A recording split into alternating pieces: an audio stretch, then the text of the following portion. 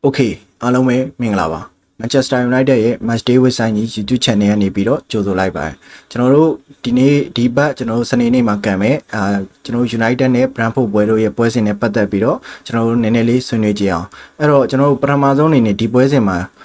ကျွန်တော်အရေးကြီးတဲ့အချက်တွေကိုပဲကျွန်တော်တို့လိုရင်းတူရှင်ပြောသွားမယ်ဘာလို့လဲဆိုတော့ကျွန်တော်အနေနဲ့ exam လေးတစ်ခုရှိရဲ့အတွက်ကျွန်တော်လည်းstudy လေးနည်းနည်းလုပ်နေရတယ်ပေါ့အဲ့အတွက်ကျွန်တော်ဒီ video တော့ကျွန်တော်အရင်ရှေ့မပြောတော့ဘူးလိုရင်းတူရှင်လေးကိုပဲကျွန်တော်ပြောမယ်အဓိကကျွန်တော်တို့ဒီပွဲစဉ်မှာကျွန်တော်တို့အတွက်အရေးကြီးတာရှိတယ်ဘာတွေအရေးကြီးလဲဆိုတော့ကျွန်တော်တို့အနေနဲ့ပထမဆုံးပြောရရင် back to back win မရတာကျွန်တော်အမိုရင်ရဲ့လက်ထက်မှာ back to back win မရခဲ့တ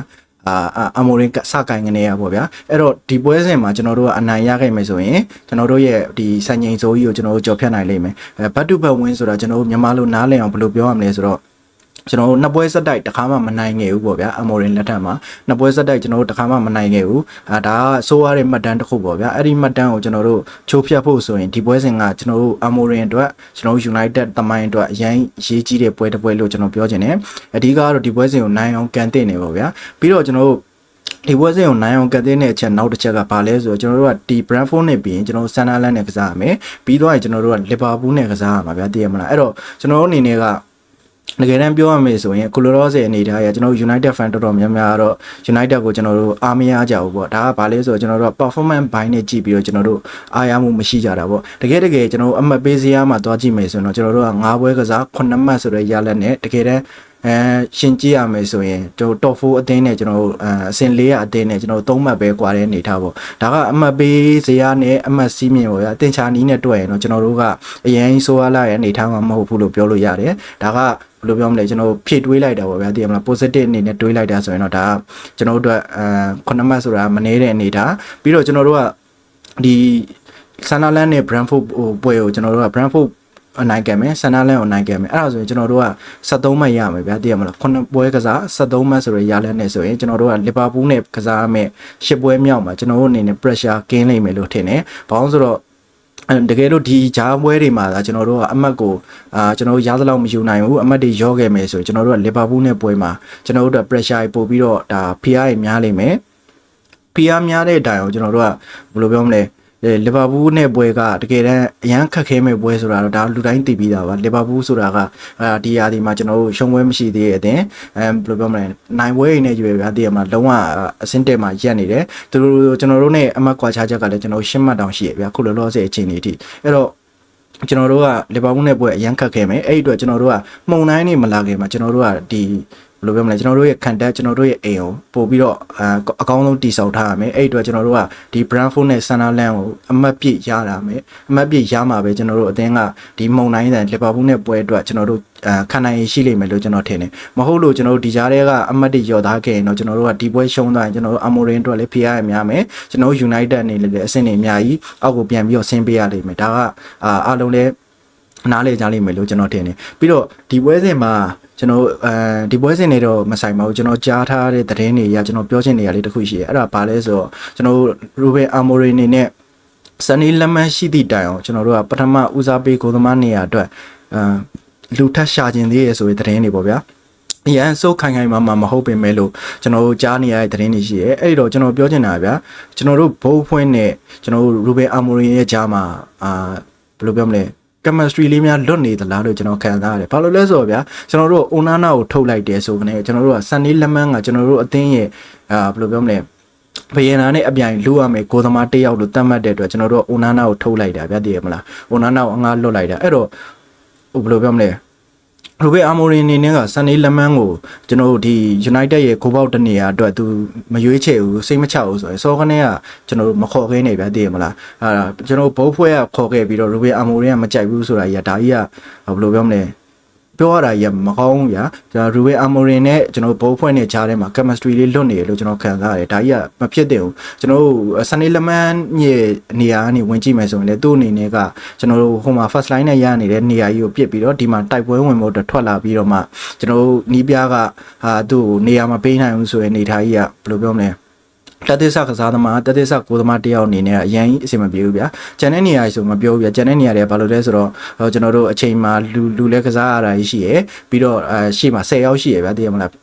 အဲ့တော့လူလဲကစားလို့ရတယ်အဲ့တို့တော့ကစားချိန်မိနစ်ရမယ်ကိုသမားဆိုတာအတိအတိုင်းပဲဗျာကျွန်တော်တို့ပို့ဆိုတာကျွန်တော်တို့ United မှာကျွန်တော်တို့ဒီယာတီကတပတ်တပွဲပဲကဲရမယ်အနေထားမှာကိုသမားနေရအဲ့လောက်ကြီးအရေးတကြီးမလိုအပ်ဘူးတန်ရရမှာပဲကျွန်တော်တို့လူစားလဲတာပါညာရှိလိမ့်မယ်အဲ့တော့အဲ့လိုအနေထားမှာကျွန်တော်တို့ကစနေလက်မှတ်ကိုခေါ်ပြီးပါအောင်ရန်ကုန်ထိုင်ခိုင်းထားဖို့ခေါ်တာဆိုရင်ကျွန်တော်တို့အတွက်အသုံးမဝင်ဘူးလို့ရိုဘယ်အာမိုရီနေနဲ့ထင်ဘာလို့ကျွန်တော်တို့အိုနာနာကိုလက်လွတ်ခဲ့ရလဲပြီးတော့ဘာလို့စနေလက်မှတ်ထက်ကောင်းတဲ့ကိုသမားကိုသူ pressure မပေးခဲ့ရလဲဘိုးဖွဲ့ကိုသူဖိအားမပေးခဲ့ရလဲဆိုတာနဲ့ပတ်သက်ပြီးတော့ဒီကြားထဲမှာကျွန်တော်တို့ဘိုးဖွဲ့နဲ့အာမိုရင်ကြားထဲမှာနည်းနည်းလေးလိုအပ်ချက်လေးရှိနေလိမ့်မယ်လို့ကျွန်တော်ထင်တယ်အဲ့တော့ဘာပဲပြောပါကျွန်တော်တို့ Brentford နဲ့ပွဲစဉ်အတွက်ကတော့ကျွန်တော်တို့ line နဲ့လေးကိုနည်းနည်းလေးပြောကြည့်ရမယ်ဆိုရင်ကိုသမားအနေနဲ့ကတော့ဒီပုံစံတိုင်းဆို RTP နာပဲထွက်လာလိမ့်မယ်လို့ထင်တယ်ပြီးတော့ကျွန်တော်ပြောချင်တဲ့3 back ရှိရဗျာခုလိုတော့ဆိုကျွန်တော်တို့အနေထားမှာဘယ်3 back ကအကောင်းဆုံးမှာလို့ပြောစရာကလောက်လာမရှိဘူးကျွန်တော်အနေနဲ့မြင်နေတာကိုပြောမယ်ဆိုရင်တော့ကျွန်တော်တို့ RCB မှာမစရာဝီရဲ့ကျွန်တော်တို့CCB မှာတော့ဒီလက်မကွိုင်းရကြိုက်တယ်လို့လာလို့ရတယ်ပြီးတော့ NCB မှာတော့ကျွန်တော်ယူရိုမြင်နေတယ်ဘာလို့ဆိုတော့ကျွန်တော်တို့အရင်ရာသီတရားသီလုံးယူရို performance ပြခဲ့တဲ့ပွဲတိုင်းမှာကကျွန်တော်တို့ကယူရိုက NCB ကစားခဲ့တာဗျာအဲ့တော့ကျွန်တော်တို့ကမစရာဝီဒီကျွန်တော်တို့ဒီလက်မကွိုင်းရဒီလက်အော်မကွိုင်းရပေါ့ပြီးတော့ဟိုဘက်ကယူရိုဆိုရင်ကျွန်တော်တို့အတွက်အဆင်ပြေတဲ့3 back လေးများဖြစ်မလားပေါ့ဗျာဒီ3 back ကိုသုံးလိုက်လို့အရန်အဆင်ပြေမယ်လို့ကျွန်တော်အတိအကျတော့မပြောနိုင်ဘူးဘာလို့လဲဆိုတော့ကျွန်တော်တို့ကျွန်တော်ကြည့်ချင်တဲ့ဟာလေးကိုပဲကျွန်တော်ပြောပြရဗျာပြီးတော့ကျွန်တော်တို့ဒီပွဲစဉ်မှာ Casemiro ကအရင် Chelsea နဲ့ပွဲမှာကျွန်တော်တို့နောက်ဝတနီကျွန်တော်တို့ပွဲပေပြစ်ဒဏ်ခံထားရတယ်ဆိုတော့ကျွန်တော်တို့အနေနဲ့ဒီပွဲစဉ်မှာUgarte Bruno ပဲထွက်လာလိမ့်မယ်လို့ထင်တယ်ဘာလို့ဆိုတော့ကျွန်တော်တို့ defensive action အတွက်ကလည်းလိုအပ်သေးတာကို Casemiro မရှိတဲ့အနေထားမှာကျွန်တော်တို့ Kobe Mainoo ကတော့ဒီပုံစံတိုင်းဆိုနေရာရဖို့အစီအစဉ်မရှိသေးပါဘူးနေရာရဖို့လည်းမလွယ်သေးဘူးပေါ့ဗျာတည်ရမလား Robert Amorim နေနဲ့သူ့ကိုယုံကြည်မှုတစ်ခုအခုချိန်ထိမပေးသေးဘူးလို့ပဲကျွန်တော်ထင်တယ်ပြီးတော့ win back တွေမှာဆိုတော့ကျွန်တော်တို့ကဒိုကူနဲ့အာမတ်ပဲဖြစ်လာဖို့များပါလိမ့်မယ်ဘယ်လိုပဲအစစ်မပြေပါဘူးပြောကျွန်တော်တို့မှာဒီ2ယောက်ကလွယ်ပြီးကျွန်တော်တို့ win back မှာဘယ်လိုပြောမလဲဒီ2ယောက်လောက်ကိုအစစ်မပြေ